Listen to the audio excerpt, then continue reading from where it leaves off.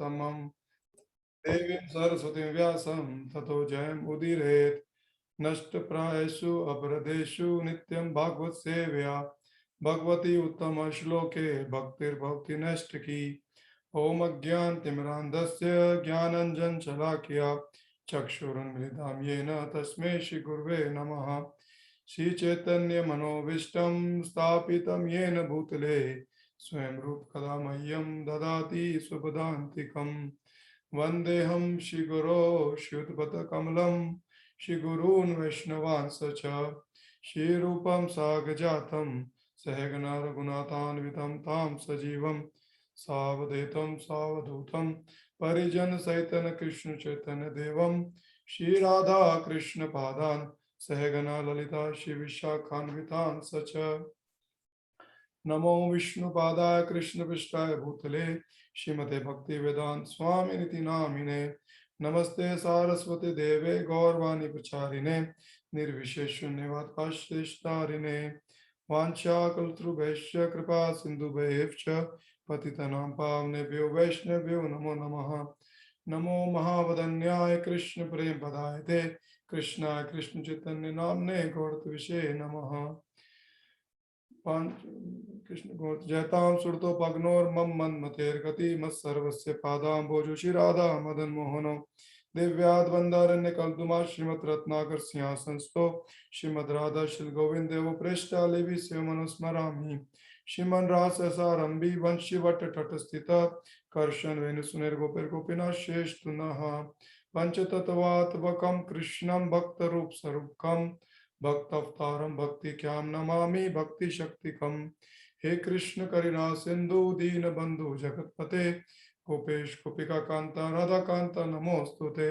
तप्त कांचन गौरांगी राधे वृंदावन वनेश्वरी कृष्णानुसुते देवी प्रणमामि हरि प्रिये। नीलाचल निवासाय नित्याय परमात्मने बलभद्र सुभद्र भायाम श्री जगन्नाथाय ते नमः। जय श्री कृष्ण चैतन्य प्रभु नित्यानंद श्री अद्वैत गदाधर श्रीवासादि गौर भक्त वृंद। हरे कृष्ण कृष्ण कृष्ण हरे हरे हरे राम राम राम हरे हरे। हरे कृष्ण कृष्ण कृष्ण हरे हरे हरे राम राम राम हरे हरे। हरे कृष्ण कृष्ण कृष्ण हरे हरे हरे राम राम राम हरे हरे। अजानुलंबित भुजो कनक अवदातो संकीर्तनेक पितरो कमलेताक्षो विश्वम्भरो द्विजवरो युगधर्म पालो वंदे जगत प्रिय करो करुणा अवतारो। वंदे श्री कृष्ण चैतन्य नित्यानंदो जय गौड़ीदुत पुष्पवंत चित्रो शमदो तन्नुदो। आराध्य भगवान व्रजिष्ठने तदधामन्धामनम रम्या काचिदुपासना व्रजवधुवर्गेण या कल्पिता। श्रीमद्भागवतम प्रमाण अममलम प्रेम पुमार्थ महान श्री चैतन्य महाप्रभु मदमिदं तदादरना परः। हरे कृष्णा, आप सभी का स्वागत है उदयपुर इस्कॉन द्वारा प्रति दिवस आयोजित भगवत चर्चा के ऊपर। आज हमारी संख्या काफी कम है, तो मैं आप सभी से निवेदन करूंगा अगर आप अपना वीडियो ऑन कर सकें, क्योंकि मेरे सामने कोई भी ऑन स्क्रीन नहीं है, सभी ऑफ है। क्योंकि आज हम करीब 10 जने ही हैं, क्योंकि सभी गए हुए हैं जयपुर, इसलिए। तो आज का हमारा स्कंद 2 अध्याय 9 और श्लोक नंबर 23, इसको पर हम चर्चा करेंगे।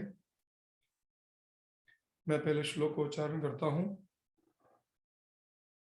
प्रियादिष्ट मया तत्र त्वयि कर्म विमोहिते तप में हृदयं साक्षात् आत्महं तपस अनगः। प्रियादिष्टं मया तत्र त्वयि कर्म विमोहिते तप में हृदयं साक्षात् आत्माहं तपस अनगः। प्रियादिष्टं मया तत्र त्वयि कर्म विमोहिते तप में हृदयं साक्षात् आत्माहं तपस अनगः। प्रियादिष्टं मया तत्र त्वयि कर्म विमोहिते तप में हृदयं साक्षात् आत्माहं तपस अनगः। स्कंद 2 अध्याय 9 श्लोक संख्या 23। अनुवाद एवं तात्पर्य श्री भक्तिवेदांत स्वामी श्री प्रभुपाद जी द्वारा। श्री प्रभुपाद की जय हो।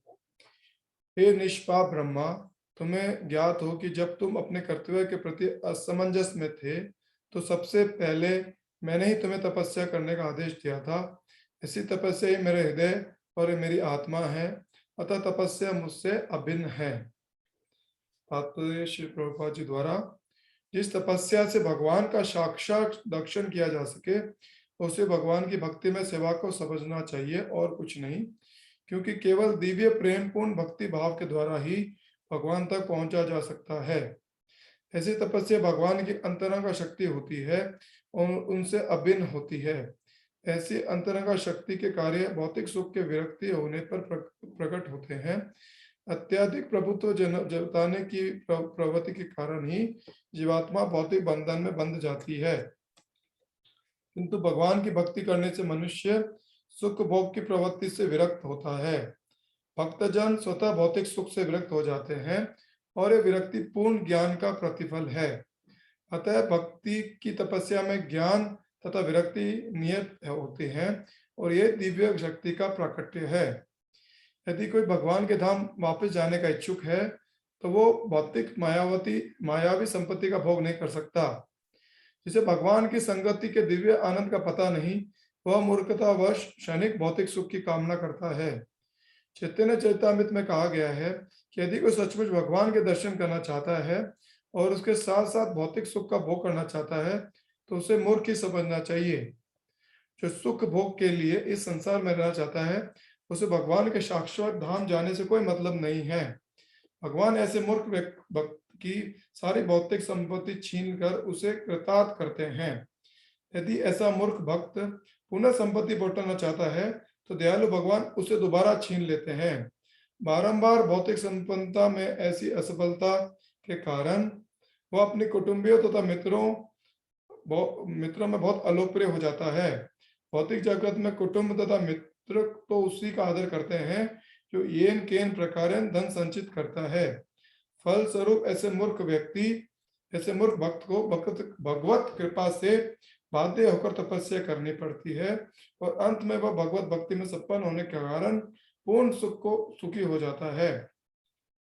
अतः भगवत भक्त में सिद्धि प्राप्त करने के लिए तपस्या आवश्यक है, चाहे वह स्वैच्छिक भाव से हो या ईश्वर द्वारा बलपूर्वक ला दी गई हो। यह ऐसी तपस्या ही भगवान की अंतरंग शक्ति है, किंतु समस्त पापों से पूर्ण रूप से मुक्त हुए बिना भक्त तपस्या में संलग्न नहीं हो सकता। जैसे भगवत गीता का कथन है, वही व्यक्ति भगवान की पूजा में रत हो सकता है जो समस्त पापों से मुक्त हो। ब्रह्मा जी निष्पाप थे, उन्होंने भगवान के तप का आदेश का श्रद्धा पूर्वक पालन किया और भगवान ने प्रसन्न होकर उन्हें वांछित फल प्रदान किया। अतः प्रेम तथा तपस्या दोनों के मेल से ही भगवान प्रसन्न होते हैं, उनकी पूर्ण कृपा प्राप्त की जा सकती है। वे निष्पाप का निर्देशन करते हैं और निष्पाप भक्त जीवन की परम सिद्धि प्राप्त करता है। मुखम करोति वाचालम पंगुम लिंगायतिम गिरिम यत्कृपातहं वंदे श्री गुरु तीन तारणम परमानंद माधवरम श्री कृष्ण चैतन्य ईश्वरम।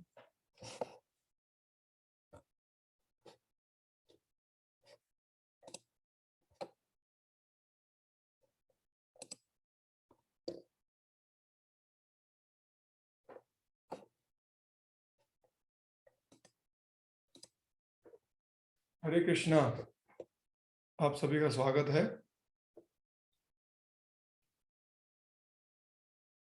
आज का जो श्लोक है भगवान खुद उच्चारण कर रहे हैं। पहले ब्रह्मा जी प्रश्न कर रहे थे भगवान से और अब भगवान उनके प्रश्नों का उत्तर दे रहे हैं।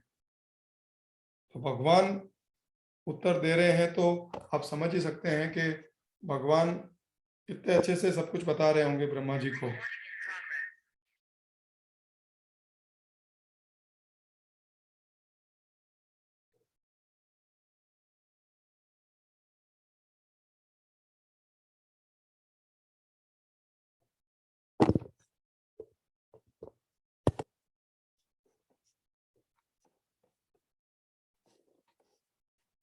एक सेकेंड। हाँ,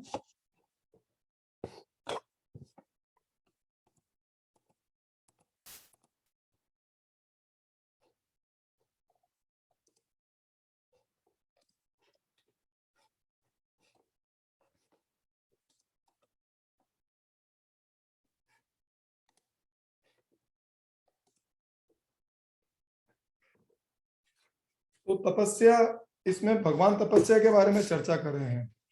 तपस्या किसी भी चीज को, कोई भी चीज पाने के लिए हम कोई कार्य करते हैं और जो हमारी इच्छा से नहीं है उसको तपस्या कहा जाता है। जैसे हम भौतिक सुख के लिए भी कार्य करते हैं, तो भौतिक सुख के लिए भी हम जो कार्य करते हैं वो भी हमारी एक तपस्या है। जैसे भौतिक सुख पाने के लिए हम क्या करते हैं, हम काम करते हैं, हम धन कमाना चाहते हैं, हम उस धन से फिर अपनी सुख सुविधाओं को अर्जन करना चाहते हैं, अपनी इंद्र तृप्ति करना चाहते हैं। तो ये सब भी एक तपस्या है। जैसे एक गधा है, गधे को धोबी क्या करता है, गधे के आगे, कई बार आपने सुने होगी ये बात, कि उसके आगे गाजर लटका देता है। तो गधा क्या समझता है कि मैं उस गाजर को पाने के लिए आगे बढ़ूं, जबकि गाजर उसके मुंह के सामने लटकी हुई है, तो उसको समझ ही नहीं पड़ता। तो गाजर खाने के लिए धीरे धीरे आगे बढ़ता जाता है और धोबी उसे काम करवाता रहता सारा। तो हमारे जीवन का भी यही हो रहा है। हम क्या कर रहे हैं, हम कुछ सुख पाने के लिए गधे के जैसे कार्य कर रहे हैं, और वो सुख हमारे पास में होते हुए दूर होता जा रहा है हमसे। हर क्षण हमें लगता है हमें सुख मिलने वाला है, हम और प्रयास करें और प्रयास करें, पर हम हर समय धोखा ही खाते हैं। तो ये हमारी भौतिक तपस्या हुई। और इसी तरह से हमारी आध्यात्मिक तपस्या क्या हुई, जब हम भगवान का सानिध्य प्राप्त करना चाहते हैं, भगवान के निकट आना चाहते हैं, तो हमारी आध्यात्मिक तपस्या हुई। आध्यात्मिक तपस्या क्या है, जैसे सुबह जल्दी उठना, 3:30-4 बजे सुबह ब्रह्म मुहूर्त में उठ जाना, उसके बाद में नहाना, उसके बाद में नहाने के बाद में आप भगवान का मंगला आरती करते हैं, भगवान का जप करते हैं, फिर भागवतम का श्रवण करते हैं, और 2 घंटे तक बैठ के भगवान का जप करना भी एक बहुत बड़ी तपस्या है। हर कोई, आप कई लोगों को ऐसे देखोगे कि वो तपस्या भी नहीं कर पाते हैं। इतनी 2 घंटे बैठना भी उनके लिए बहुत बहुत वो लगता है कि हम कैसे इसको करें 2 घंटे तक बैठ के। तो ये एक इससे तपस्या हुई। फिर तपस्या क्या हुई कि हमें बाहर का नहीं खाना है, हमें घर का भगवान का केवल प्रसाद ग्रहण करना है, फिर मूवी देखने नहीं जाना है, कोई भी पुस्तक नहीं पढ़ना है, कोई भी मूवी नहीं देखनी है, कोई भी ऐसे जो अखबार नहीं पढ़ना है, जो मैगजीन्स नहीं पढ़नी है, पार्टी में नहीं जाना है, प्रजल्प नहीं करना है। तो कितनी सारी हमारे ऊपर रिस्ट्रिक्शंस हैं भक्ति के अंदर। तो ये सब को, अपने आप को बचाना, माया से दूर रखना, ये हमारे लिए बहुत बड़ी तपस्या है। ये हुई हमारी आध्यात्मिक तपस्या। और भगवान कहते हैं कि मैं इसी तपस्या से प्रसन्न होता हूँ। ये अतः तपस्या मुझसे अभिन्न है, और तपस्या ही मेरे हृदय और मेरी आत्मा है। ये भगवान इस श्लोक में बोल रहे हैं, प्रभुपाद जी ये बताना चाह रहे हैं। तो हमारे मन में एक प्रश्न आ सकता है कि भगवान ने तपस्या करने के लिए जगत ही क्यों बनाया, ये कष्ट हमें प्रदान ही क्यों करता भगवान, यहाँ आराम से हमें रहने देता, हमें एंजॉय करने देता, तो हमारे लिए इतने कष्ट भगवान ने क्यों बनाए। एक सिंपल सा एग्जांपल से हम समझ सकते हैं कि जब, जैसे कि आप एक बात समझिए कि जैसे एक ये चीज होती है कि हम आग में अपना हाथ डालते हैं, तो अब जैसे आग में अपना हाथ डालते हैं तो हमारे एक सेंसेशन आती है, एक ब्रेन में कुछ सेंसेशन आता है कि हमें उस हाथ को अपने को वहां से हटाना है। होता है ना ऐसा, कभी भी हमें थोड़ी सी भी चोट लग रही होती है या हमें थोड़ी सी भी आग का संदेशा भी होता है, तो एक सेंसेशन हमारे ब्रेन में जाता है और हमें कहता है कि उस हाथ को वहां से हमें रिमूव करना है। एकदम से हम हाथ को हटाते हैं। अगर ये सेंसेशन हमारे अंदर नहीं होगा तो क्या होगा, तो हमारा हाथ जल जाएगा, ऐसा होगा ना। फिर हमारा हाथ को हम पूरी बॉडी, हो सकता है हमारी पूरी बॉडी भी जल जाए, पूरा हाथ भी जल जाए, अगर हमारे अंदर वो सेंसेशन नहीं आए तो इसी तरीके से जैसे भौतिक जगत है, भौतिक जगत में हमें कष्ट दिए जा रहे हैं। ये कष्ट हमें क्यों दिए जा रहे हैं, कि हमें समझ सके कि ये हमारा शाश्वत जगह नहीं है। हमें यहाँ रहने के लिए भगवान ने ये मनुष्य शरीर नहीं दिया है, हमें यहाँ से बाहर निकलना है। ये हम कब समझ पाएंगे, जब हमारे ऊपर कष्ट आएंगे। अगर इंद्र तृप्ति और सारे साधन हमें मिलते जाएंगे तो हम इसका निकलने का प्रयास भी नहीं करेंगे। तो ये कष्ट जो है सेंसेशन है। जैसे हम आग के लिए ब्रेन एक सेंसेशन देता है कि हमें अपने हाथ को रिमूव करना है, इसी तरीके से ये कष्ट जो हमें दिए जाते हैं ये हमारे लिए एक सेंसेशन के तौर पे है कि हमें इस जगत से निकलने का प्रयास करना है, ना कि यहाँ रहने का। ये हमारा भगवान ने कष्ट इसलिए दिया। जैसे चैतन्य चरितमृत में बोलते हैं, माया मुक्त जीवे स्वतः नहीं कृष्ण ज्ञान, जीवे कृपा कहला कृष्ण वेद पुराण।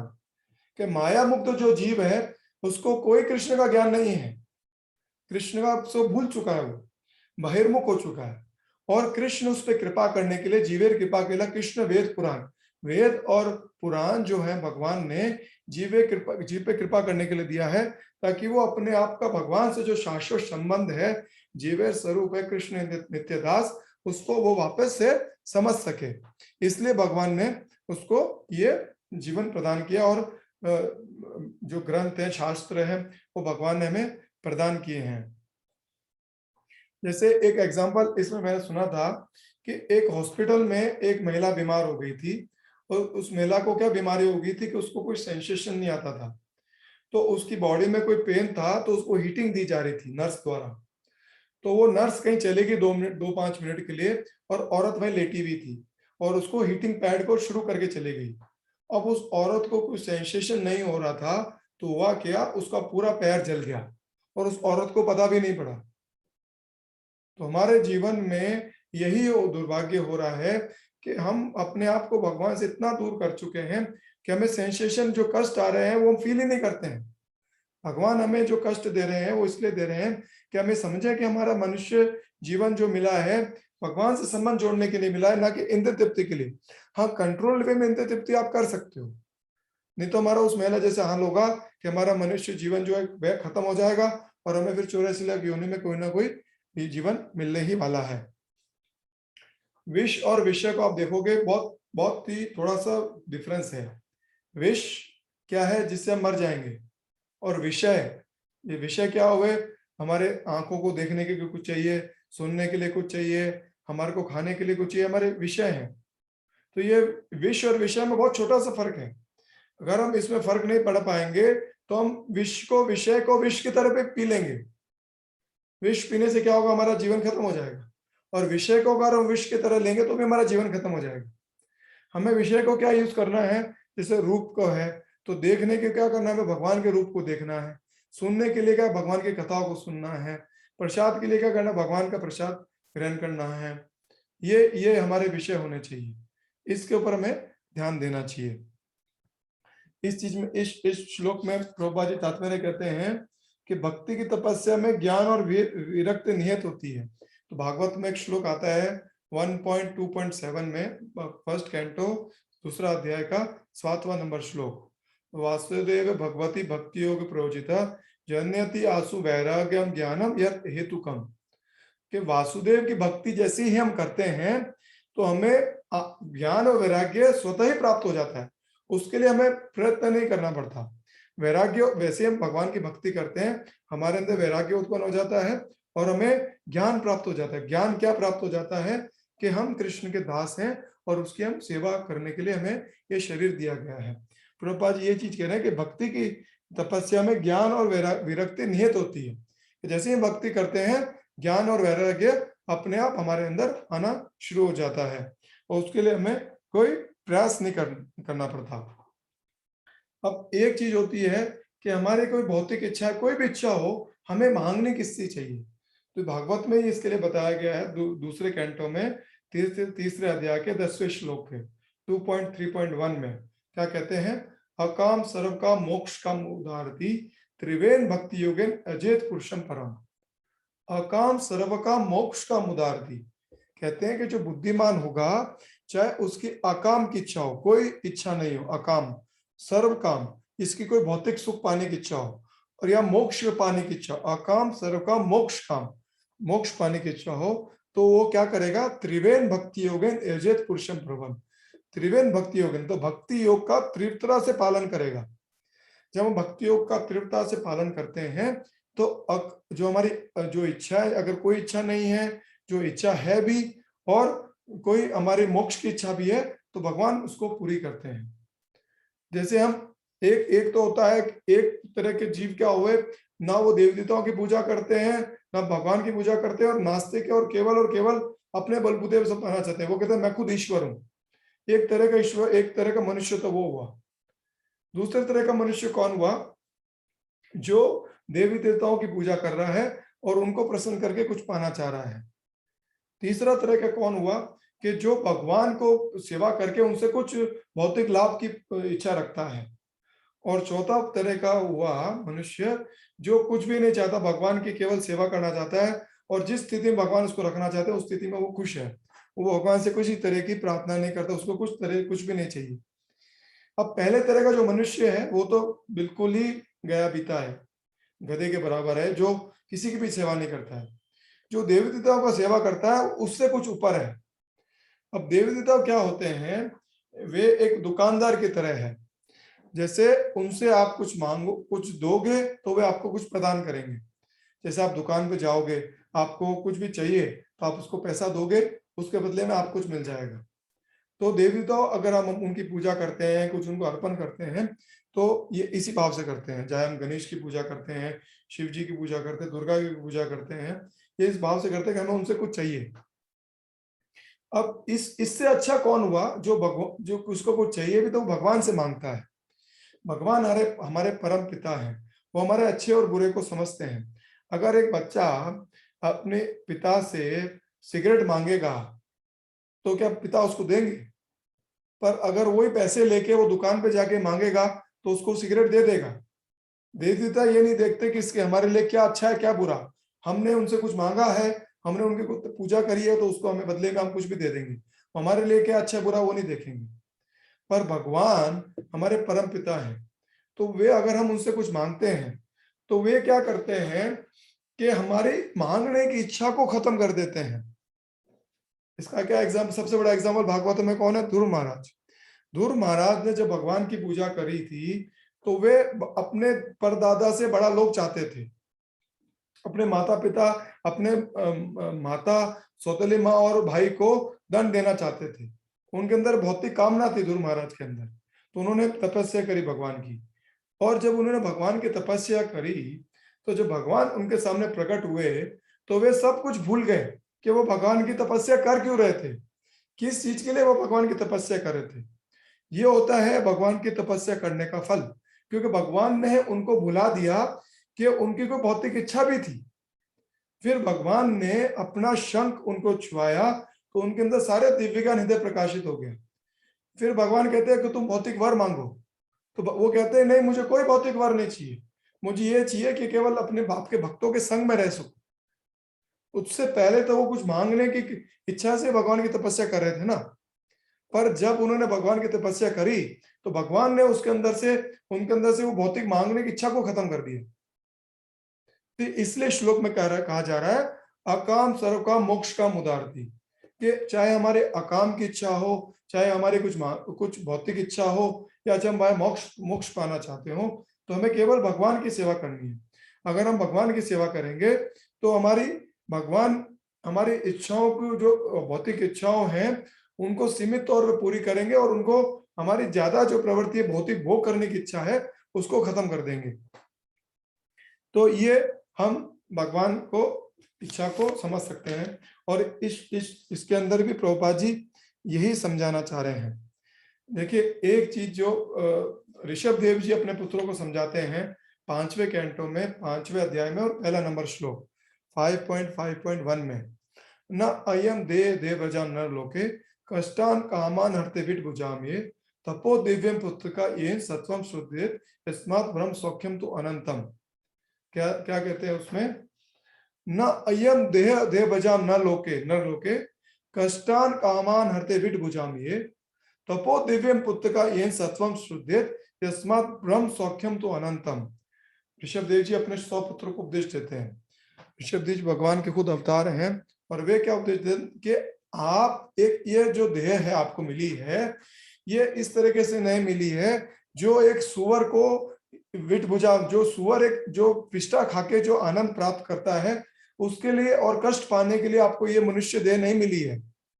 ना यम देह भजाम न लोके कष्टान कामान हरते विट भुजामी, कि विट भुजा विट विट विष्टा खाने के लिए और तपस जो दुख पाने के लिए, कष्ट पाने के लिए ये आपको भौतिक देह नहीं मिली है। आपको ये देह मिली है तपो दिव्यम पुत्र का, कि तपस्या करने के लिए ये देह मिली है आपको। तपो दिव्यम पुत्र का येन, और अपने आप को शुद्ध करने के लिए, जो जन्म जन्म से अपने आपके अंदर इतने पाप की प्रवृत्ति है उसको शुद्ध करने के लिए आपको ये देह मिली है। और ये स्मार्ट क्या होगा फिर? सौख्यम तो अनंतम, कि आपको जो ब्रह्म सुख है उसकी प्राप्ति होगी। कब होगी? जब आप तपस्या करेंगे और सत्वम अपने आप को शुद्ध कर लेंगे, तपस्या के माध्यम से हम अपने आप को शुद्ध कर लेंगे, ब्रह्म तो हम ब्रह्म सुख को प्राप्त कर सकेंगे। ब्रह्म सुख का प्राप्त है भगवान का सानिध्य प्राप्त करना, ना कि ब्रह्म ज्योति को प्राप्त करना, कि हम भगवान के सानिध्य को प्राप्त कर पाएंगे। तपो दिव्या पुत्र का, तो ये तपस्या क्या हुई, जब आप सुबह उठ रहे हैं, भगवत का श्रवण कर रहे हैं, जो भी 4 नियमों का पालन कर रहे हैं, भक्तों का संग कर रहे हैं, असत्संग को त्याग कर रहे हैं, ये सब हमारी तपस्या है। और ये तपस्या करने से हम हमारे शुद्धिकरण कर पाएंगे। और ये ऐसा नहीं है कि हम भगवान की कुछ सेवा कर रहे हैं, इस तपस्या से हमारे लाभ होने वाला है। इस तपस्या के माध्यम से हम अपनी शुद्धि कर पाएंगे, और अपनी शुद्धि करके हम भगवान का सानिध्य प्राप्त कर पाएंगे। देखो भगवान 10वें कैंटो में कहते हैं 88 नंबर अध्याय में 8वें नंबर श्लोक में 10.88.8 में, उसमें क्या कहते हैं, यत हम अनुग्रामी हरिष्ये तद धनम शने, यत हम अनुग्रहामि हरिष्ये तद धनम सने तत् अधनम तजंती अस्य स्वजन दुख दुखितम। भगवान कहते हैं कि मैं किसी पे अनुग्रह करता हूं तो उसके सारे धन को छीन लेता हूं, और उसके सब जब सारे धन को मैं छीन लेता हूं, तब उसके पास जब कोई धन नहीं बचता है तो उसके स्वजन भी उसका त्याग कर देते हैं और वो दुखी हो जाता है। इस श्लोक में भी प्रभुपाद जी कह रहे हैं कि जो भगवान, जब हम ज्यादा धन की आसक्ति करते हैं और हमें भगवान को ये लगता है कि हमारी भौतिकता, हमारी आध्यात्मिक प्रगति में हमारा जो धन है वो बाधा बन रहा है, तो भगवान उस सारे धन को छीन लेते हैं। कई बार हम देखते हैं कि भगवान के जो भक्त दरिद्र होते हैं, तो वो इसी कारण से होते हैं कि भगवान चाहते हैं कि वो जो धन है उसकी भक्ति में बाधक ना बने। उसकी, भगवान को लगता है अगर उसके धन उसकी भक्ति में बाधक बन रहा है, उसकी भौतिक आध्यात्मिक प्रगति में बाधक बन रहा है, तो भगवान उसके सारे धन को छीन लेते हैं।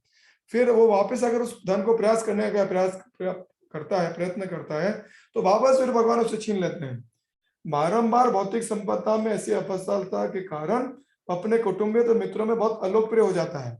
जब उसको बार बार नुकसान होता है, सारा धन छिन जाता है, तो अपने कुटुंबियों में वो बहुत ही उसका आदर करना बंद कर देते हैं। उसके घर वाले, उसके कुटुंब भी उसका आदर करना बंद कर देते हैं। भागवत में इसका बहुत ही सुंदर एग्जाम्पल आता है अवंती ब्राह्मण का। अवंती ब्राह्मण एक बहुत ही धनवान ब्राह्मण थे, पर उसके अंदर क्या थी कि वो बड़े कंजूस थे और अपने घर वालों को भी कोई धन नहीं देते थे, तो घर वाले उनको पसंद नहीं करते थे। तो किसी कारणवश क्या हुआ कि उनके सारा धन चोरी हो गया। जब उनका सारा धन चोरी हो गया, तो वैसे घर वाले उनको पसंद नहीं करते थे, क्योंकि वे कोई पैसा नहीं देते थे, तो सभी उनके घर वालों ने भी उनका त्याग कर दिया। जब सब घर वालों ने उनका त्याग कर दिया और उनका धन भी सारा खत्म हो गया, तब उनके मन में एक वैराग्य उत्पन्न हुआ। वे सोचने लगे कि मैं ये क्या कर रहा था, मैं क्या प्राप्त करना चाह रहा था। इस धन को, ब्राह्मण तो थे तो उनको ज्ञान तो था ही शास्त्रों का। वे सोचते हैं कि मैं इस धन के माध्यम से क्या चीज प्राप्त करना चाह रहा था। मैं इस धन से अपने आप को भगवान से दूर कर रहा था। और फिर उनके अंदर एक भाव आता है कि मैं संन्यास लूं और सब चीजों का त्याग कर दूं, और वे सब कुछ छोड़ देते हैं। तो इस एग्जाम्पल से हम क्या समझते हैं कि भगवान किसी भक्त के ऊपर कृपा करने के लिए उसके सारे धन को छीन लेते हैं, और उसके ऐसे, भगवान के ऐसे धन से जब छीन लेते हैं तो उसके घर वाले भी उसको त्याग देते हैं। और जब घर वाले भी उसको त्याग देते हैं, तो फिर वो क्या करेगा, उसके एक ही चारा बचेगा, संन्यास लेने का और भगवान की शरण में जाने का।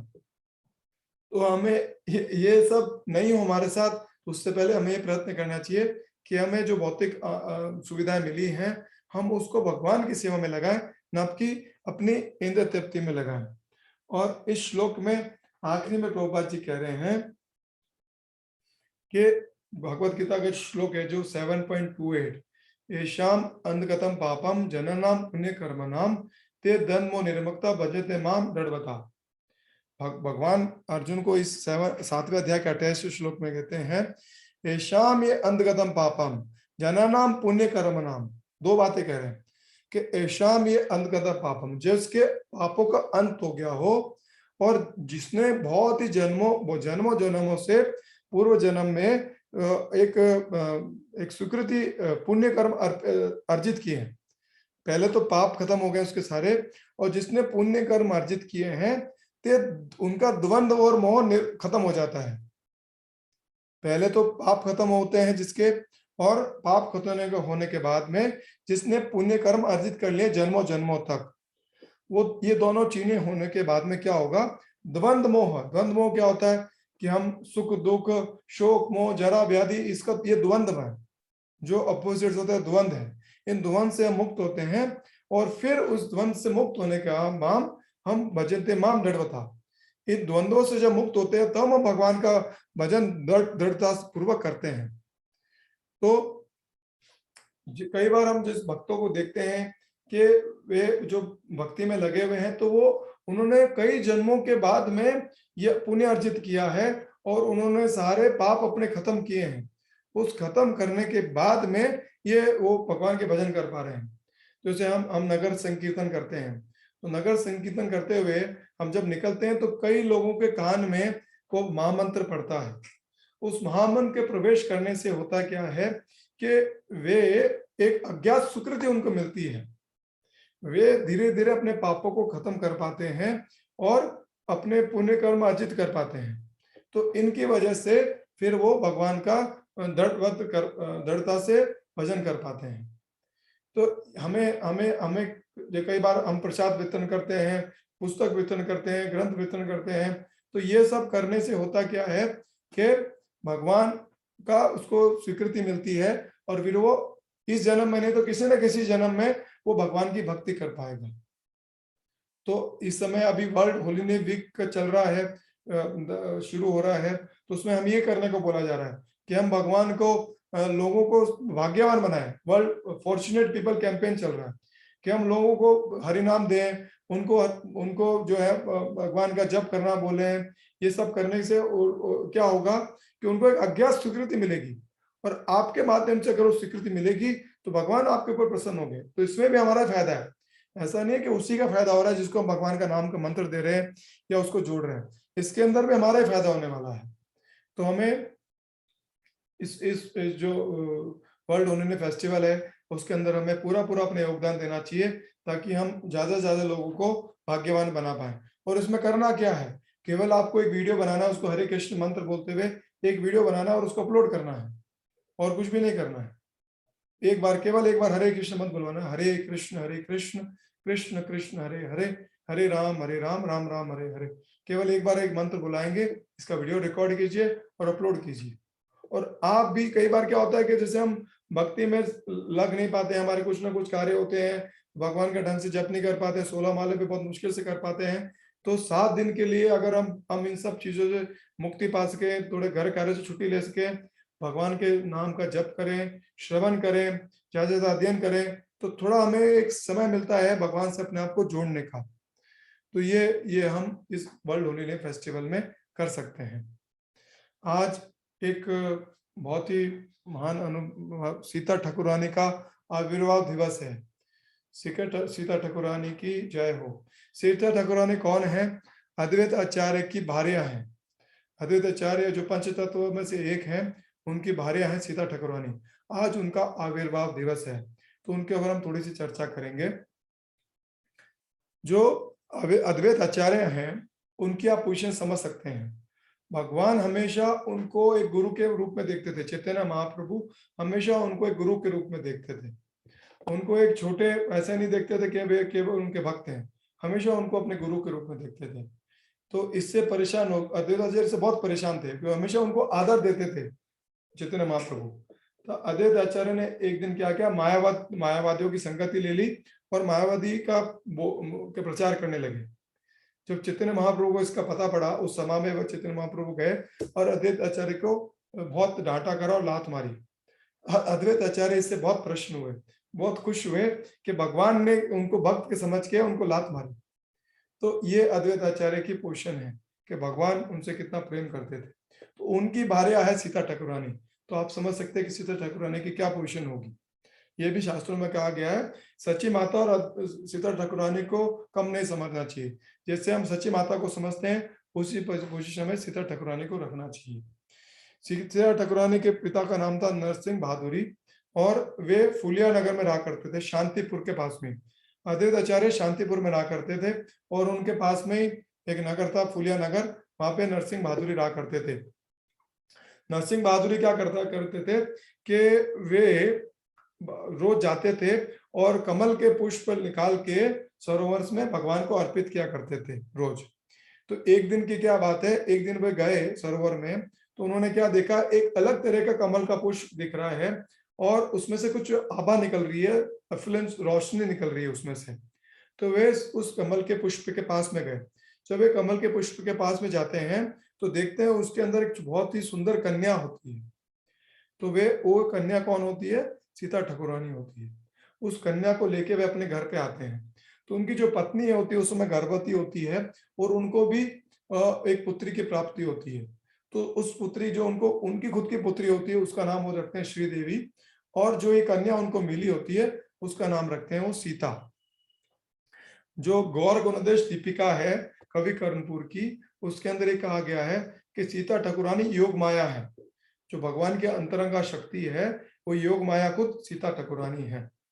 और कई जगह ये भी बताया गया है कि जो पूर्णमासी थी, जो कृष्ण लीला के अंदर, जो पूर्णमासी कौन है? संदीपानी मुनि की माता है और जो मधुमंगल है उनकी दादी है। और जो पूर्णमासी जो नंद महाराज जो यशोदा मैया थे उनको सिखाते थे कि भगवान की उनको लालन पालन कैसे करना है। तो वो पूर्णमासी अब सीता ठाकुरानी के रूप में आई है। तो दोनों ही चीजें, एक तो योग माया भी है, पूर्णमासी का भी अवतार उनको कहा जाता है। सीता ठाकुरानी के बारे में बचपन से वो दिव्य शरीर था उनका, तो बहुत सी लीलाएं उनके आती बचपन की। एक बार क्या हुआ, नरसिंह बहादुरी कहीं दूसरे गांव में जा रहे थे, तो उनको गंगा को नदी को पार करना था। तो नाव से गंगा नदी को पार करना, तो उस नाव में जगह नहीं थी और ये दोनों कन्याएं भी उनके साथ में थी। तो वे अपनी दोनों कन्या को बोलते हैं, किसी एक अपने मित्र को बोलते हैं कि आप मेरी कन्याओं को वापस घर पे छोड़ देना, मैं दूसरे गांव जा रहा हूँ कुछ काम के लिए और मैं वापस आता हूँ, नाव में जगह नहीं है। तो ठीक है, वे चले जाते हैं। अब सीता ठाकुरानी क्या होती है, तो वे अपने जो पिता के मित्र उनको बोलती हैं कि मेरे को तो उस दूसरे गांव में मेला लगा है, वहां जाना है, मुझे आप जाने दीजिए। तो वो बोलते हैं आप जाओगे कैसे? तो बोलती है मैं चल के जाऊंगी। तो आप चलोगे किस पे? पानी पे चलोगी क्या? कि हाँ मैं पानी पे चलूंगी। तो वे पानी पे चल के उस गंगा को पार करके उस दूसरे गांव में पहुंच जाती है। जब वे दूसरे गांव में पहुंचती है, वहां मेला लगा होता है, उनके पिता उनको देखते हैं, नरसिंह बहादुर उनको देखते हैं, वो पूछते हैं अरे तुम तो वहां पे थी, मैं तुम्हें छोड़ के आया, तो तुम यहाँ कैसे आ गई? तो वो बोलती है मैं पानी के ऊपर चल के आई। तो पिता समझ जाते हैं, क्योंकि पिता को पता था उनका एक एक कमल से उनको लेके आए, तो पिता समझ जाते हैं ये एक दिव्य देह है, ऐसा कोई मामूली देह नहीं है। एक बार क्या होता है कि उनके घर पे एक बहुत बड़े संत आते हैं जो योगी होते हैं, जिनको अष्ट सिद्धियां प्राप्त होती है। तो नरसिंह बहादुर समझते हैं कि इनसे मैं अपनी पुत्रियों को आशीर्वाद दिलाऊं। तो होता क्या है कि जैसी सीता ठाकुरानी उनके सामने आती है, बाल रूप में ही होती है, तो वो योगी जो होता है अपनी सारी अस्थितियां भूल जाता है। अनिमा महिमा गनिमा जो इतने सिद्धियां प्राप्त की होती है, सारी सिद्धियों को वो भूल जाता है। तो वो सोचता है ये हुआ क्या, आज तक तो मेरे साथ ऐसा कभी भी नहीं हुआ, मैं अपनी सारी सिद्धियों को कैसे भूल गया। तो वो समझ जाता है कि हो ना हो इस कन्या के कुछ कारण है, और वो सीता ठाकुरानी हंस रही होती है, मन मुस्कान उनके ऊपर होती है। तो वो समझ जाता है कि इनके कारण ही कुछ हो रहा है। तो वो सीता ठाकुरानी क्या करती हैं, जो जो जो वो योगी होता है वो नरसिंह बहादुर को कहता है कि आप मुझे बाहर जाइए, मुझे इस कन्या से कुछ अकेले में वार्तालाप करनी है। जैसे ही नरसिंह बहादुर बाहर जाते हैं तो वो जो योगी होते हैं वो सीता ठाकुरानी को दंडवत प्रणाम करते हैं और उनसे मुक्ति मांगते हैं। अब जैसे ही वो मुक्ति मांगते हैं, सीता ठाकुरानी बहुत नाराज होती है। अरे मूर्ख, मैं तेरे को भक्ति दे सकती हूँ, तू मुझसे मुक्ति मांग रहा है, तू मुझसे भक्ति मांगता, मैं तेरे को देती हूँ, तू मुझसे मुक्ति मांग रहा है। तो फिर सीता ठाकुरानी वो क्षमा मांगता है, तो सीता ठाकुरानी उसको भक्ति देते हैं और फिर वो वहां से चला जाता है। अब जो इन दोनों कन्याओं का जो होते हैं, पिता सोचते हैं कि मैं इनकी शादी किससे करूं, इनका परिग्रहण किससे कराऊं, इनके लिए उपयुक्त पति चाहिए। तो उपयुक्त पति कैसे ढूंढते हैं वो, तो जो अद्वैत आचार्य है उनका नाम होता है बचपन में कमलाक्ष, उनके कमल जैसे नेत्र होते हैं। तो उनकी ख्याति बहुत ही होती है और बहुत ही सुंदर व्यक्तित्व होता है। तो जो नरसिंह बहादुर अपने दोनों कन्याओं को लेके शांतिपुर आते हैं, गंगा पार करके। जब वे शांतिपुर पहुंचते हैं तो अद्वैत आचार्य जो कमलाक्ष थे उनके उनको दर्शन होते हैं। तो वे वहां पे बहुत सारे युवक खड़े होते हैं, तो नरसिंह बहादुर सोचते हैं कौन उनमें से होगा, पर जैसे ही वो उनके ऊपर कमलाक्ष के ऊपर उनकी नजर पड़ती है, वे समझ जाते हैं यही कमलाक्ष होंगे, क्योंकि वे इतने सुंदर स्वरूप के होते हैं और उनकी आंखें इतनी सुंदर होती है। तो वे उनके पास जाके बोलते हैं कि आप ही कमलाक्ष हैं। तो वे नरसिंह बहादुर को पूछते हैं, तो नरसिंह बहादुर को वे कहते हैं कि हाँ मैं ही कमलाक्ष हूँ, आपका क्या प्रयोजन है, मैं आपकी क्या सेवा कर सकता हूँ। तो कमलाक्ष कहते हैं कि मैं आपकी मेरी दोनों पुत्रियों का आपसे विवाह कराना चाहता हूँ। तो जो अद्वैत आचार्य हैं वे उन दोनों पुत्रियों से, उनकी दोनों पुत्रियों से विवाह कर लेते हैं। विवाह के उपरांत वे दोनों पुत्रियों के साथ में, अपनी पत्नियों के साथ में शांतिपुर में रहने लगते हैं। अद्वैत आचार्य जो थे, जो चैतन्य महाप्रभु के दादा की उम्र के थे, उनका आविर्भाव बहुत पहले हो चुका था अद्वैत आचार्य का। अद्वैत आचार्य महाविष्णु खुद हैं, तो वो खुद अद्वैत आचार्य जब ये देखते हैं कि पूरा ब्रह्मांड जो है कर्मकांडी बन रहा है और भगवान की सेवा नहीं कर रहा है, तो वे अपने शालिग्राम शिला होती है उनके पास में, उनकी तुलसी दल से और गंगा जल से सेवा करते हैं और चैतन्य महाप्रभु का आह्वान करते हैं। वे कहते हैं कि आप आइए प्रभु और इस जगत में नाम कीर्तन कीजिए और इनको जो ये कर्मकांड में सारा जगत लग गया है उससे इनकी रक्षा कीजिए। तो भगवान चैतन्य महाप्रभु उनकी प्रार्थना सुन के भगवान खुद प्रकट होते हैं और उनको बताते हैं कि मैं आया हूं। तो जब भगवान का प्रकट्य होने वाला होता है, भगवान कहाँ पे प्रकट होते हैं? नवद्वीप में। चैतन्य महाप्रभु का प्रकट्य होता है नवद्वीप में और अद्वैत आचार्य उस समय होते हैं शांतिपुर में हरिदास ठाकुर जी के साथ में। पर जो ऐसा समझ में आता है चैतन्य चैतन्य के माध्यम से कि अद्वैत आचार्य के दो घर थे, एक घर तो शांतिपुर में था और एक नवद्वीप में था, जो भगवान चैतन्य महाप्रभु के घर के पास में ही था। तो सीता ठाकुरानी उस समय नवद्वीप में रहती थी और अद्वैत आचार्य शांतिपुर में थे। जब भगवान का प्रकट होने वाला होता है उस समय चंद्र ग्रहण का समय होता है और जो अद्वैत आचार्य हरिदास ठाकुर के साथ में नृत्य करने लग जाते हैं, हरि बोल करके नृत्य करने लग जाते जोर जोर से। वो कहाँ पे नृत्य कर रहे हैं? शांतिपुर में। तो अद्वैत भगवान का प्रकट्य होता है। तो भगवान का जो प्रकट्य होता है तो सीता ठाकुरानी का अद्वैत आचार्य बोलते हैं कि संदेश भेजते हैं कि आप उनके घर जाइए और तोहफे वगैरह लेके जाइएगा उनके घर पे। तो सीता ठाकुरानी एक पालकी में बैठ के आती है और अपने साथ में बहुत से वस्त्र लेके आती हैं, बहुत सी मिठाइयां लेके आती हैं, आभूषण लेके आती हैं, बच्चे के लिए सोने के आभूषण लेके आती हैं, हार लेके आती हैं, बहुत सी तरह तरह की चीजें लेके आती हैं। तो इससे हमें क्या पता पड़ता है कि अद्वैत आचार्य एक संपन्न ब्राह्मण थे, ना कि दरिद्र ब्राह्मण थे, एक संपन्न ब्राह्मण थे जो इतना सब कुछ लेके वह अपनी पत्नी को भेजते हैं सीता भगवान चैतन्य महाप्रभु के घर पर। तो सच्ची माता के पास में वो सीता ठाकुरानी पहुंचती है, उस समय सच्ची माता प्रस्तुति घर में होती है। तो सच्ची प्रस्तुति घर में जब वो कृष्ण चैतन्य महाप्रभु के बाल रूप में देखती है तो सीता ठाकुरानी को क्या भाव आता है कि ये कृष्ण नहीं है, केवल इनके रूप का फर्क है, रंग का फर्क है। कृष्ण का श्याम वर्ण है और इनका गौर वर्ण है, बाकी सुंदरता में कृष्ण के बराबर ही है, कृष्ण के रूप है इनका चैतन्य महाप्रभु का। तो होता क्या है कि जो सची माता जगन्नाथ मिश्र के 8 पुत्रियां पहले हुई होती है और उनका सभी का मृत्यु हो जाती है, सब शरीर छोड़ देती है। तो सची माता उनको इस डाकिनी पिशाचिनी से बताने के लिए उनको एक नाम देती है, निमाय। निमाय जो नाम था चैतन्य महाप्रभु का, वो नाम सीता ठाकुरानी ने दिया होता है। चैतन्य महाप्रभु का जो आविर्भाव होता है वो नीम के पेड़ के नीचे होता है और नीम के पेड़ की क्या खासियत होती है कि वो एंटीसेप्टिक होता है, एंटीसेप्टिक के रूप में कार्य करता है। और वहां नीम के पेड़ से डाकिनी और पिशाचिनी जो होती है उनको दूर किया जाता है, ये शास्त्रों में वर्णन है। तो इसलिए उनको बचाने के लिए चैतन्य महाप्रभु को, भगवान को बचाने के लिए वो उनको नाम देती है निमाय। तो निमाय नाम जो दिया जाता है वो उनके द्वारा सीता ठाकुरानी देती है। अब सीता ठाकुरानी वहां पे काफी टाइम रुकती है और उनको सची माता को बताती है कि इनको बड़ा कैसे, जैसे पूर्णमासी बताती है यशोदा मैया नंद महाराज को कि भगवान कृष्ण का पालन कैसे करना है, वैसे सीता ठाकुरानी यहाँ पे सची माता को सिखाती है कि भगवान का पालन पोषण किस तरीके से करना है। सीता ठाकुरानी फिर बाद में अपने घर चली जाती है, पर वे बार बार कई बार उनसे आके मिलती रहती है और दर्शन करती रहती है चैतन्य महाप्रभु के। फिर चैतन्य महाप्रभु संन्यास लेने के बाद में जब शांतिपुर पहुंचते हैं, जब जो नित्यानंद प्रभु होते हैं उनको गलती जानबूझ के शांतिपुर ले जाते हैं और वृंदावन जाने नहीं देते हैं और शांतिपुर ले जाते हैं। तो उस समय जो अद्वैत आचार्य हैं वे शांतिपुर में रह रहे होते हैं और वे उनको लेने के लिए आते हैं। तो चंद्रशेखर आचार्य जो थे वे उस समय जाते हैं और अद्वैत आचार्य को बोलते हैं कि चैतन्य महाप्रभु शांतिपुर आने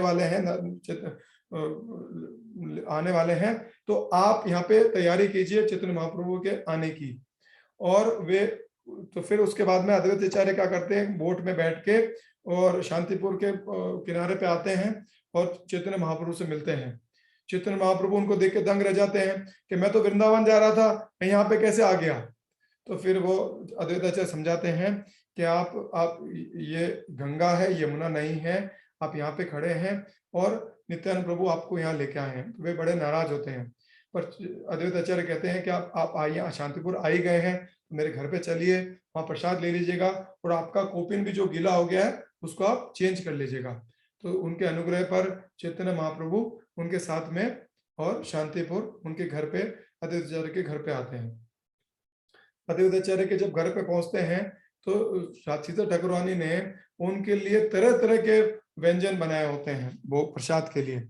वो इसके चैतन्य चरित्र में वर्णन आता है कि कृष्ण कविराज गोस्वामी जी ने 14 श्लोक, केवल 14 श्लोक के अंदर ये वर्णन किया है कि जो सीता ठाकुरानी ने कितने तरह के व्यंजन महाप्रभु के लिए बनाए थे। महाप्रभु को लाफड़ा व्यंजन बहुत पसंद थे, तो तरह तरह के उन्होंने व्यंजन बनाए थे।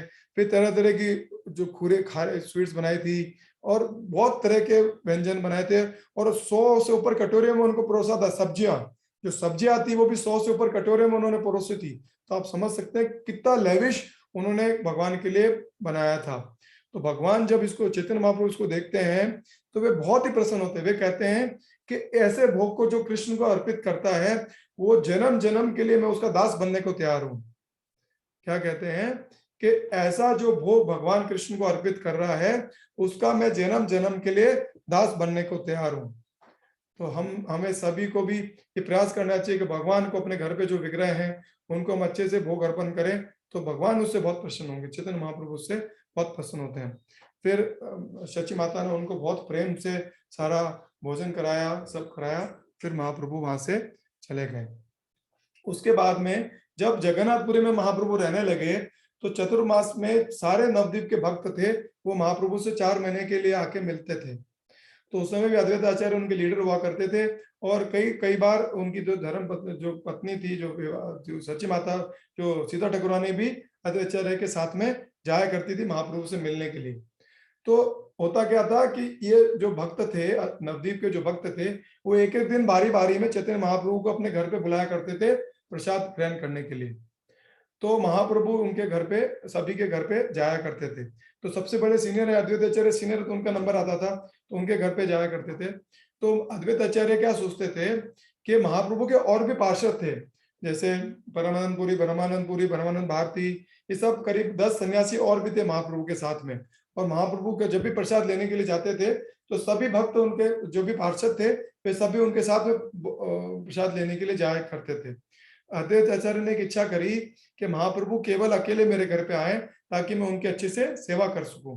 देखिए 10 सन्यासी साथ में आएंगे तो उनके ऊपर भी तो ध्यान देना ही पड़ेगा ना। ऐसा तो है नहीं कि भगवान केवल महाप्रभु आए तो केवल महाप्रभु को प्रसाद कराना है और दूसरों के ऊपर कोई ध्यान नहीं देना है, तो ये तो अपराध हो जाएगा, भक्तों के प्रति वैष्णव अपराध हो जाएगा और भगवान भी इससे प्रसन्न नहीं होंगे। तो अद्वैत आचार्य प्रार्थना करे कि मेरे घर पे महाप्रभु आए प्रसाद लेने के लिए तो अकेले आए। तो हुआ क्या, महाप्रभु तो अंतर्यामी है, सबकी इच्छा को समझते हैं। तो उस समय ये चैतन्य भागवत में इसका वर्णन आता है। तो उसमें क्या हुआ, महाप्रभु ने दिन का समय था, अपराह्न के समय, और सभी उनके पार्षद जो समुद्र में स्नान करने के लिए गए। तो उस समय वहां पे बहुत ही ज्यादा आंधी तूफान आना शुरू हो गया और सब ओलावृष्टि शुरू हो गई और कहीं कुछ दिख ही नहीं रहा था कि कुछ दूरी पे भी कुछ क्या हो रहा है वो देख नहीं सकता था कोई भी। तो सभी जो महाप्रभु के पार्षद थे वो सभी अपने अपने निवास पे आ गए वापस, परमानंद पुरी, परमानंद भारती, परमानंद पुरी, ये सभी के सभी जो 10 सन्यासी थे सब अपने अपने निवास पे आ गए। केवल चैतन्य महाप्रभु वहीं पर रहे। और चैतन्य महाप्रभु जब आगे जा रहे थे तो उनके सामने कोई तूफान नहीं था, ना जितनी जगह पे चैतन्य महाप्रभु चल रहे थे उतनी जगह पे कोई बारिश नहीं हो रही थी और कोई तूफान नहीं था। तो चैतन्य महाप्रभु अकेले फिर अद्वैत आचार्य के घर पे पहुंचते हैं। तो भक्त की एक इच्छा को महाप्रभु ने पूरी किया और अद्वैत आचार्य के घर पे महाप्रभु पहुंचते हैं। तो अद्वैत आचार्य उनका बहुत बहुत स्वागत करते हैं और उनको सीता ठाकुरानी फिर भोजन कराती है। कि चैतन्य चेतामृत में 2-3 जगह वर्णन आया है। जैसे सबसे पहले जब महाप्रभु का आविर्भाव होता है उसमें सीता ठाकुरानी मिलती है। फिर जब शांतिपुर में आते हैं तो सीता ठाकुरानी अपने हाथों से उनको प्रसाद बना के कराती है। और जगन्नाथपुरी में जब महाप्रभु रह रहे होते हैं तब भी उनको प्रसाद कराती है। तो ये सारा ये वर्णन था ये सीता ठाकुरानी का। सीता ठाकुरानी के अद्वैत आचार्य के 6 पुत्र थे, उसमें 3 पुत्र सीता ठाकुरानी के थे। जो एक पुत्र का नाम था अच्युतानंद, दूसरे पुत्र का नाम था गोपाल मिश्र और तीसरे पुत्र का नाम था कृष्ण मिश्र। अच्युतानंद, गोपाल मिश्र और कृष्ण मिश्र। तो जो तीनों पुत्र थे ये भगवान के बहुत ही सुंदर भक्त थे। गोपाल मिश्र के बारे में वर्णन आता है जब चैतन्य महाप्रभु जो गुंडीचा मंदिर का मार्जन कर रहे होते हैं तो गोपाल को बोलते हैं कीर्तन करने के लिए और गोपाल उसमें मूर्छित हो जाते हैं। तो सभी लोग क्रंदन करने लगते हैं तो महाप्रभु उनके हृदय पे हाथ रखते हैं और कहते हैं गोपाल उठो और कीर्तन करो, तुम ऐसे बेहोश क्यों हो रहे हो, सो क्यों रहे हो। तो गोपाल उठ के कीर्तन करने लगते हैं। तो गोपाल मिश्र का वहां वर्णन आता है चैतन्य चरितामृत में। और अच्युतानंद के बारे में एक वर्णन आता है कि एक बार क्या हुआ, अच्युतानंद जब छोटे थे तो सीता ठाकुरानी ने भगवान को भोग लगाने के लिए कुछ दूध रखा। तो उस दूध को जब जो दूध था वो गर्म था तो और उस गर्म दूध को उन्होंने महाप्रभु के पीने के लिए रखा महाप्रभु के विग्रह के सामने। तो अच्युतानंद जो थे उनको क्या इच्छा हुई, दूध पीने की इच्छा हुई, छोटे बाल रूप में थे वे। तो उन्होंने क्या किया कि भगवान को भोग अर्पण किया पहले अपने मन में उन्होंने मन में दूध पिया। सब फिजिकल दूध में तो भगवान को भोग लग रहा था तो उनमें मन में ही भगवान को पहले भोग अर्पित किया और उन भगवान को भोग चैतन्य महाप्रभु को भोग अर्पण करने के बाद में उस दूध को वे पी गए, मन में ही पी गए। देखिए भक्त का भाव है कि मन में भी कोई इच्छा हुई खाने की तो वो भगवान को पहले अर्पित कर रहा है और भगवान को अर्पित करने के बाद में उसको ग्रहण कर रहा है। तो हुआ क्या कि जब सीता ठाकुरानी ने अच्युतानंद को देखा तो देखा कि उसके मुंह के ऊपर दूध लगा हुआ है जबकि उन्होंने खाली मानसिक तौर पर दूध पिया था। क्या देखा कि उन्होंने दूध उनके मुंह पे लगा हुआ है और जो भगवान के सामने जो भोग रखा हुआ था वो दूध का गिलास खाली था। तो सीता ठाकुरानी को क्या लगा कि अच्युतानंद ने सारा दूध पी लिया और भगवान को भोग लगाए बगैर दूध पी लिया। तो उन्होंने क्या किया, एक जोर से चपाट लगाई अच्युतानंद को। जब उन्होंने जोर से चपाट लगा अच्युतानंद के मुंह पे निशान पड़ गए। तो फिर अद्वैत आचार्य उसमें वहां पे आते हैं। अद्वैत आचार्य देखते हैं उनके पुत्र के साथ वैसे घटना हुई है तो वो सोचते हैं कि कुछ हुआ होगा, माने से कुछ डांटा होगा। फिर वे महाप्रभु से मिलने के लिए जाते हैं अद्वैत आचार्य। तो जब महाप्रभु से मिलने के लिए जाते हैं तो वे क्या देखते हैं कि महाप्रभु के मुंह के ऊपर भी दूध लगा हुआ है और महाप्रभु के मुख के ऊपर जो गाल के जो चांटे के निशान थे वो महाप्रभु के गाल के ऊपर होते हैं। तो देखिए जब अच्युतानंद ने भगवान को भोग मन से अर्पित किया तो भगवान ने उस भोग को ग्रहण कर लिया। और जब सच्ची सीता ठाकुरानी ने जब अच्युतानंद को थप्पड़ मारी तो वो थप्पड़ भी किसने खाई है, महाप्रभु ने खुद खाई है। तो आचार्य ने सब देखा तो ये सब भाव को समझ गए। तो क्या अच्युतानंद की आप समझ सकते हैं क्या पोजीशन होगी और वो किसका पुत्र है, सीता ठाकुरानी की। तो कहा जाता है कि अगर पुत्र का गुणगान किया जाता है तो माता प्रसन्न होती है। तो हम सीता ठाकुरानी से आज के दिन ही प्रार्थना करते हैं कि हमें वे अपना पुत्र के रूप में समझें और हम भी कृष्ण और चैतन्य महाप्रभु की सेवा कर सके और उनके सानिध्य में रह सकें। सीता ठाकुरानी आविर्भाव दिवस की जय हो। तो मैंने दोनों प्रभुपाद का ये श्लोक और दोनों को थोड़ा शॉर्ट में समझाने की कोशिश करी है। तो अगर कुछ जल्दी में हुआ हो तो मैं क्षमा चाहता हूँ। ऐसे मैंने प्रयत्न किया था कि धीरे धीरे मैं समझाऊं। जो ये चैतन्य श्रीमद् भागवतम का श्लोक है उसमें एक चीज और बोली जा रही है, अंत में प्रभुपाद जी कह रहे हैं, प्रेम और तपस्या दोनों के मेल से भगवान प्रसन्न होते हैं और उनकी पूर्ण कृपा प्राप्त की जा सकती है। फिर निष्पाप का निर्देशन करते निष्पाप भक्त जीवन ही परम सिद्धि प्राप्त कर सकता है। यहाँ प्रेम और तपस्या दोनों की बात की जा रही है।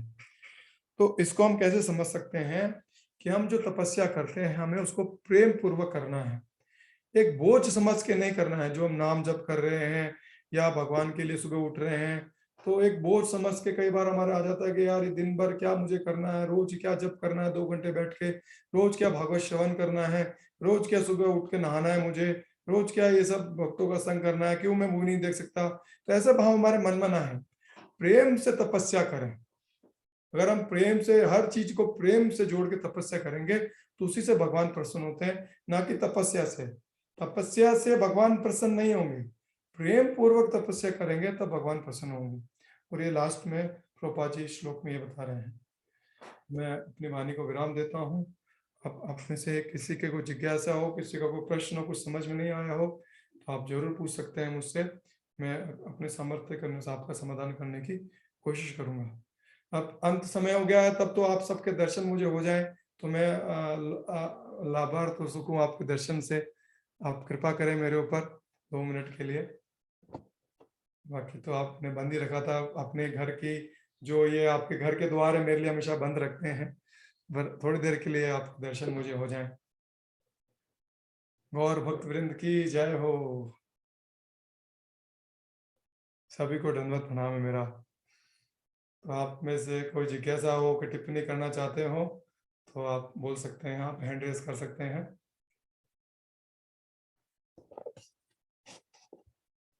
पद्मा माता जी आपको आप अनम्यूट करके बोलिए।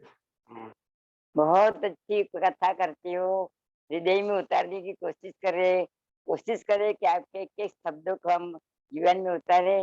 बहुत ही अच्छा कथा करते हैं आप, बहुत अच्छा लगता है।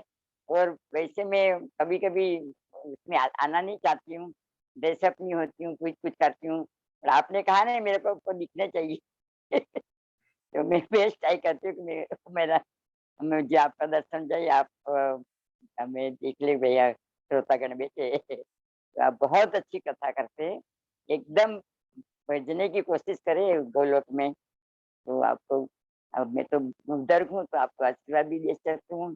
आपके माता पिता को प्रणाम, आपके परिवार को प्रणाम, ऐसे पुत्र को जन्म दी है कि क्या सोच है, क्या भक्ति है आपकी, क्या पाया है आपने।